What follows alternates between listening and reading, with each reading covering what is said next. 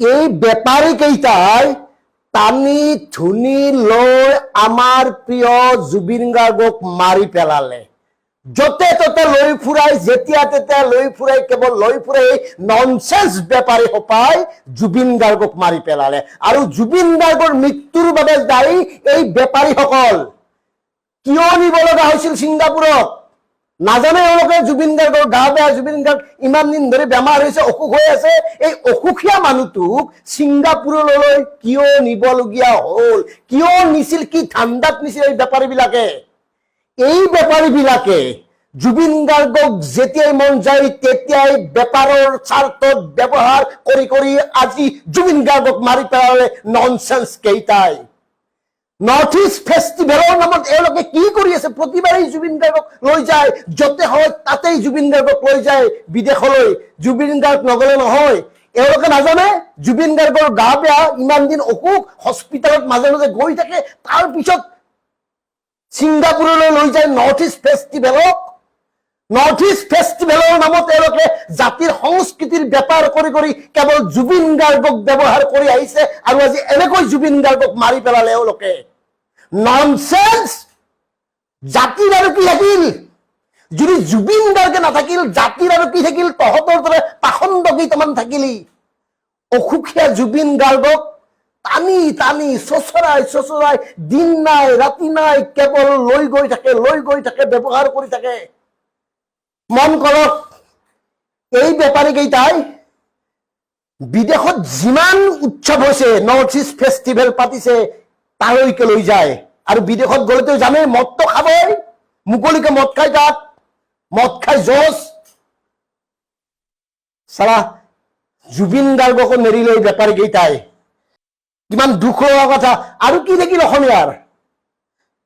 অসমীয়াৰ আৰু কি থাকিল? এই কথাটো এওঁলোকে নুবুজিলে, এই কথাটো এওঁলোকে বুজি নাপালে।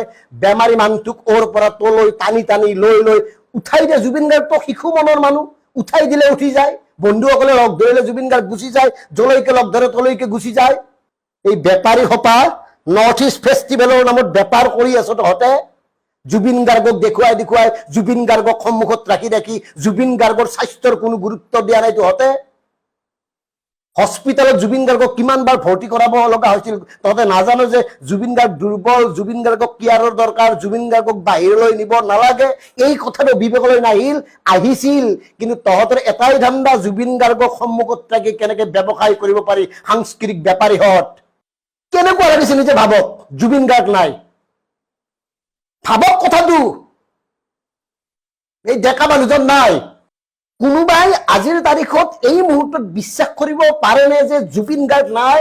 আৰু এই বেপাৰী কেইটাই জুবিন গাৰ্গক ব্যৱহাৰ কৰি কৰি নৰ্থ ইষ্ট ফেষ্টিভেলৰ নামত জকে তকে যেনেকে তেনেকৈ নি নি এনেকে ননসেন্স কেইটাই চাল শেষ কৰি পেলালে জুবিন গাৰ্গক।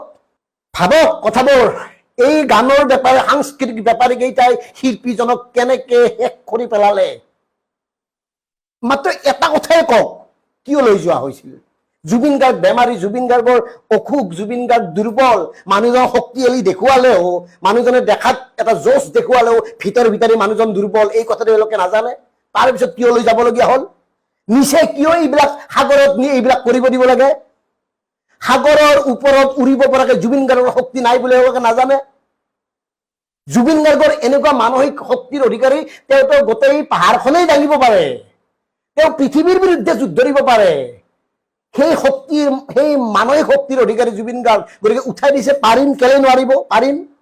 আৰু পাৰিম পাৰিম বুলি কৈ এই সাগৰৰ পাৰত, সাগৰৰ ওপৰত এইবিলাক কৰিবলৈ গৈ এই হৈ থাকিল।